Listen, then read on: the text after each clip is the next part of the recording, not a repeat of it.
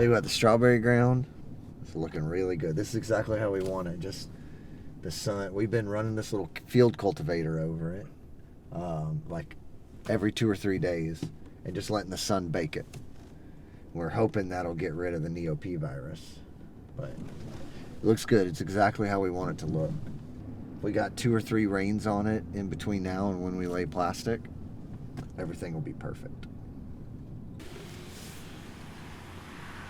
Watermelon Festival's over. It was a good one. It was a good one.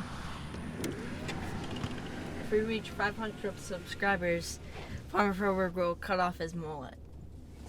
You mean 500,000? Yep. Oh.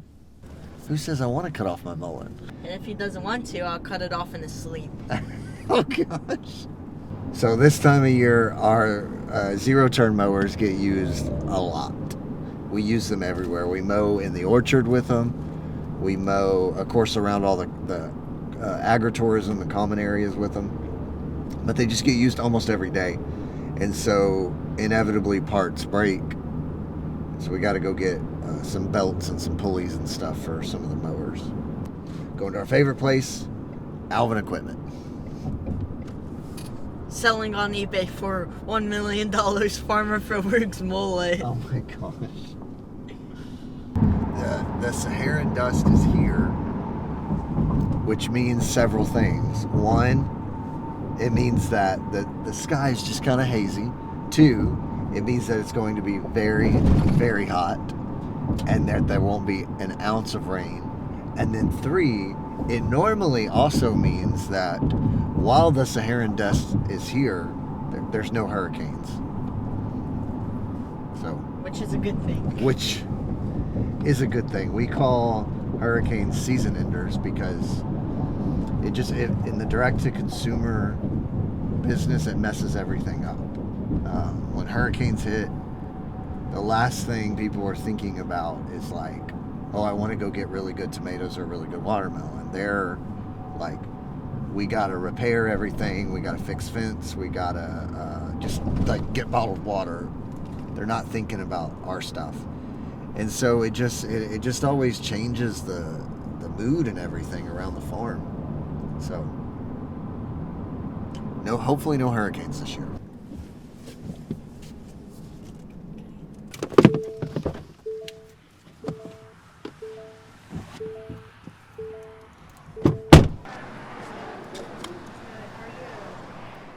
How are you? Good. Yeah. Best use that pulley? Hmm? Did you leave the pulley in the truck? Oh my gosh. He's like, oh. Go get it out of the truck.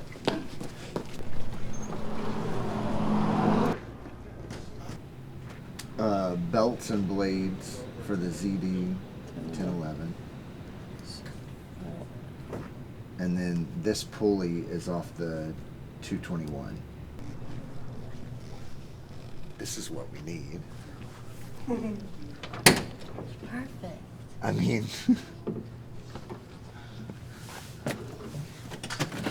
can you imagine driving around the farm in this? Yeah, like during the storms, we won't get wet. This is ridiculous.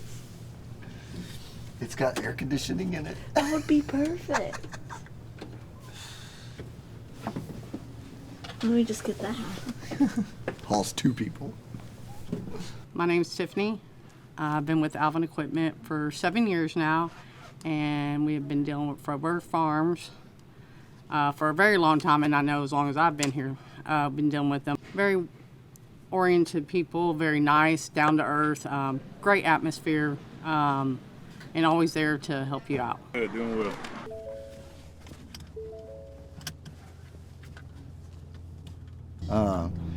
You need an 8-inch by 8-inch baking pan, gelatin packets, and veggie oil. We'll go to Stanton's for that. Little Farmer Froberg wants to make marshmallow from scratch. So we're going to try to make marshmallow from scratch. I say we. He's going to try to make marshmallow from scratch. I do most of the new recipes at the farm. Chef Boyardee back here. Peanut butter and jelly fried pies. Cake pops. So this is the first Wednesday this summer that we haven't had the book bus, but we do have a free event every Wednesday in the summer. And so today it's pigs and peaches. So we have some of our cooney pigs up under the tree in a pen. And every kiddo that comes out to visit the pigs will also get a free peach to enjoy. This is our first time to do this specific thing, but we're really excited about it because it feels like it just goes together. And the kiddos always get excited about meeting the critters, the animals. So should be a pretty good little free event at the farm.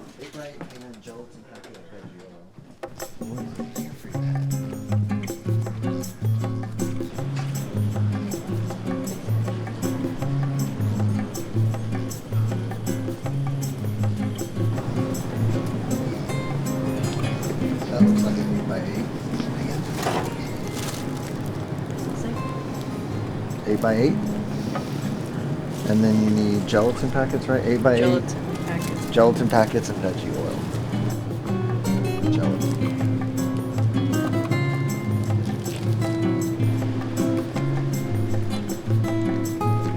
The guys need these for the trailer.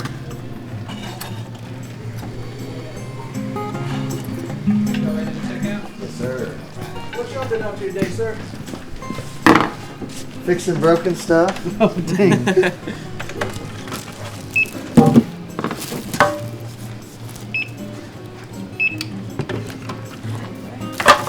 Going on the charge account? Yes, sir. You got any plans for the 4th, sir? You know, celebrate living in the greatest country in the world. Yes, sir. Other than that, just not a whole lot. Right? Y'all still working on that day, sir? Or y'all gonna take a half day? Yeah, we're gonna close at noon that day. Nice. Yeah. I saw y'all are closing at question mark. Yes, sir. Yeah, we're still staying open probably a little longer than noon because of propane and everything. Oh, okay. Yeah, we're just gonna see how it goes. See how I like. Yeah, that's what we should like. Just see how it goes. Yeah.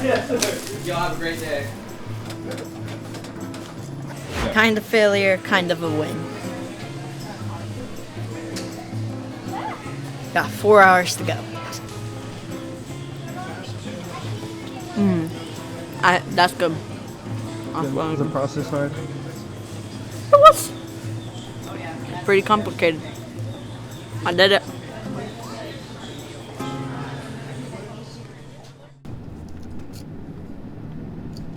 Probably the last week for sunflowers.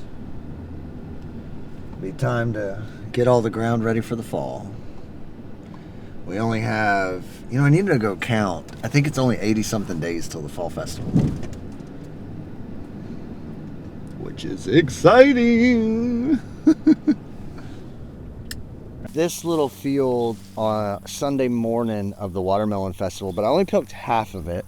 Kind of anticipating that I would want to leave some melons for 4th of July.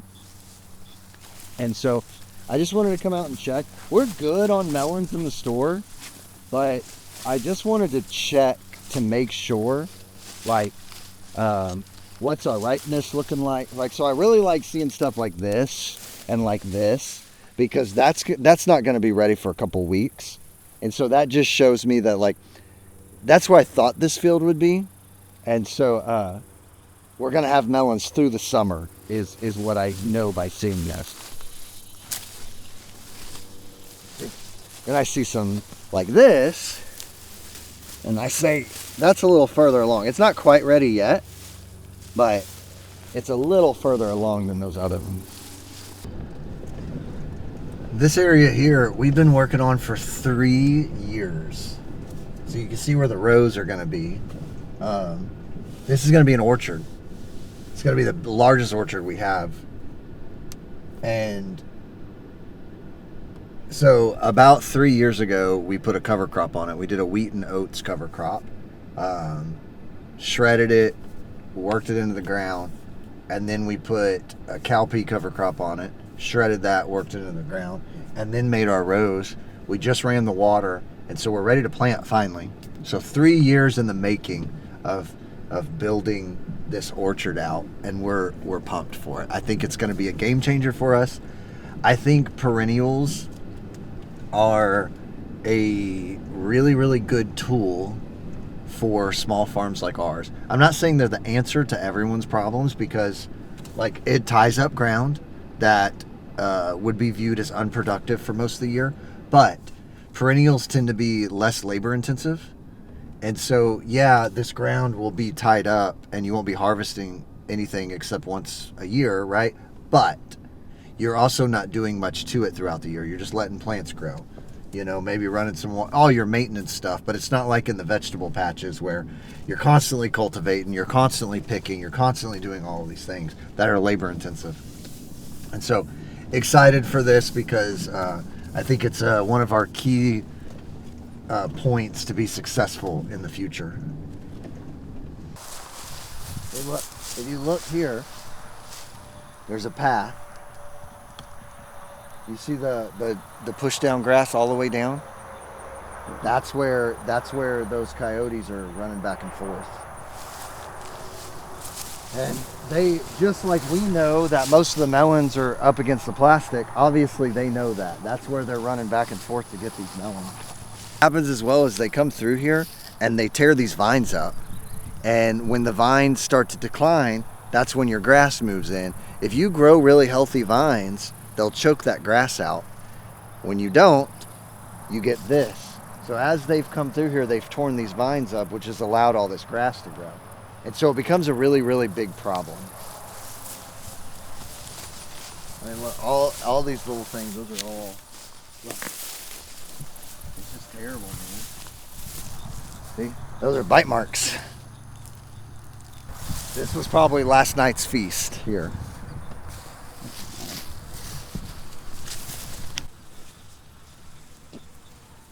All these vines up, all the melons are all scratched and bit on. This is all coyote. Believe it or not, this could just be one or two. You know, it's an animal, so it needs a lot to drink, especially when it's hot like this. So they'll come through here.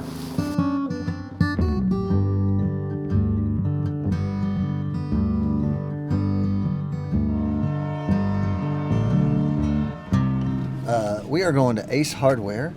We bought a new to me livestock trailer the other day. I already hauled a load of chickens and it pulls great. So we're gonna completely sand it. We're gonna put some Osfo on it, which is like a rust killer, and then we're gonna prime it and paint it. I'm excited. I really like projects like this because we have such a talented team at the farm that we can buy something new to us for a little bit cheaper and then refurbish it. And, you know, it'll use it forever, basically. So I'm excited about this. Actually, this corner lot right here where this car dealership was there was a dairy there for a long time in the early 1900s. And then that's actually where the highway came through, was right there. It came at an angle into Alvin, and it would connect to 190. And my grandpa had a chance to buy it when he was a young man, and didn't. Now look at it now. Yeah, there was a dairy back there where they milk cows. This whole area was dairies and rice farms, and then strawberry farmers, a few of them. But there were so many, there was enough people here that it supported a dairy industry. Milk was king. Good source of protein, calcium, all that good stuff. And they couldn't transport milk for long distances, so they had to have local dairies everywhere. So Stanton's, actually, that's kind of how Mr. Stanton, the original in 1922, started. Their feed department had all these delivery trucks, and they would deliver feed to dairy farms. And the dairy farmers loved it. And that's like, he had a whole fleet where he would sell feed to dairy farmers. And he took care of them. He gave them all credit accounts, and that's kind of how they grew their business. It was off the dairy industry. And these are the old rice dryers. This site's still in production. Tex Matty Rice.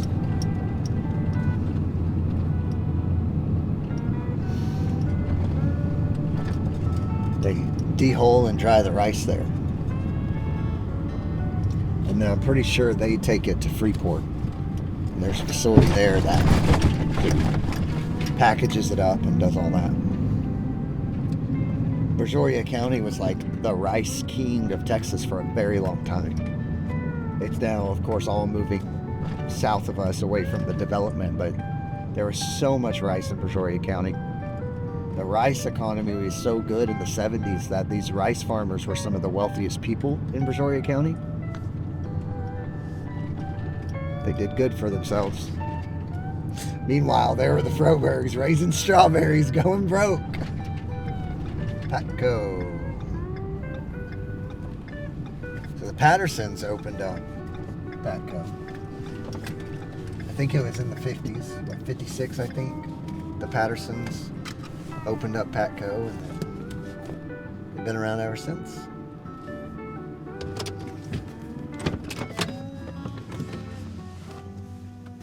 Got my phone.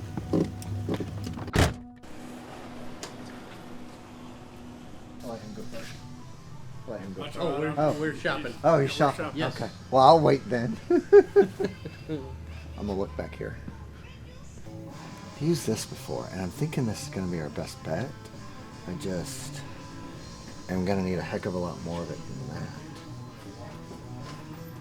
And I'm thinking we want to go enamel, or we want to go. I think we want to go flat and not gloss.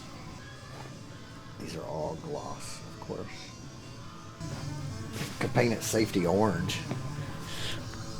Haul horses in style. We're refurbishing a stock trailer. Want a good primer and good black paint. Probably flat, not gloss. The rust stop back here, you think that would be best bet? Yes. Even the... Rust out. Would you like gray or black primer? Because The primer color doesn't make a preference. easier to see as you're finishing. Yeah, I think the gray primer probably. So like this oil base, this primer here will be best. Oil base primer, yes. And then only negative is I don't see.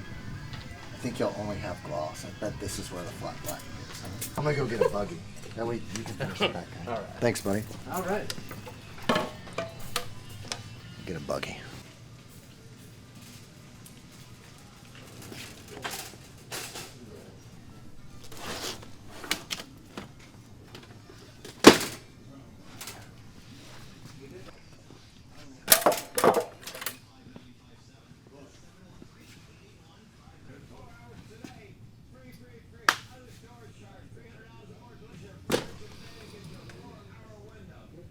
Let's do it. I think we're good. We're painting the stock trailer. I got a new to me trailer. A new to me trailer? Uh-huh. Can I also order more? Thank y'all. You're welcome, baby. Is that my stick? I had to spank Carol with it Just earlier. kidding. Do you need one to, no, I got a you bunch need of- one to spank somebody I, with? no, I better take the extra one just in case. Thank y'all. Bye, baby. We'll call you when we get them. Sounds good. Have fun painting. Thank you. I actually really like painting. Plug the headphones in and just go.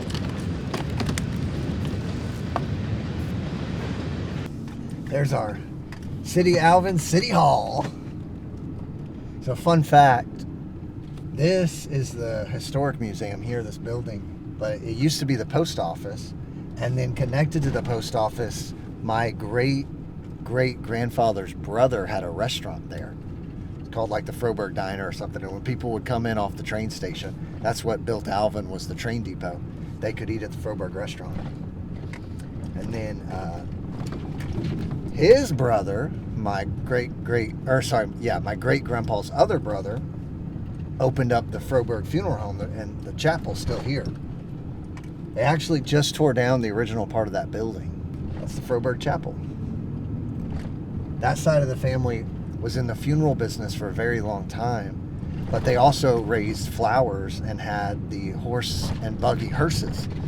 And so when people would come in off the train depot, they could go to the Froberg rental service and they could rent a buggy for the week or whatever, and they could go see family members, and then they'd bring it back, return the horse and buggy, and head on.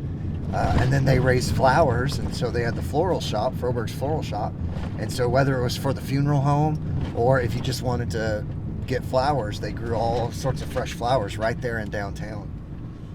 Downtown Alvin, that is.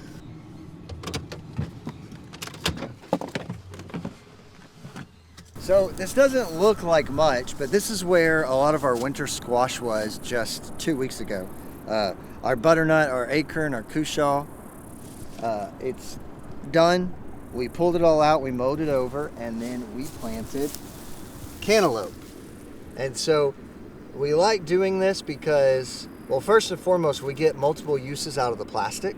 We don't just want to be throwing the plastic away every use, right? We want to be able to reuse it as many times as possible. And now, the negative of that is wherever the squash was now is going to grow some grass. We'll just have to go in and cut it out. But yeah, you know, we like this. And plus, all those squash plants create a nice little mulch here along the center, so we shouldn't get much vegetation that grows through here. So it's pretty good. Anytime we do anything with plants and water, we need to make sure the water cools off. And so we really like to put, even if we're running like overhead irrigation, we like to put a hose bib beside it so we can run that water for a couple minutes and let it cool off and then turn the overhead on. Or like if we're gonna fill a foliar sprayer, let the water run for a little bit, let it cool off. Plants are like people, they don't like hot water. They want nice, fresh, cool water. Feed on our greenhouse tomatoes with some compost tea. We try to do this a couple times a week. You really could do it every day if you had the time, but we definitely try to do it a couple times a week, and it just keeps everything going.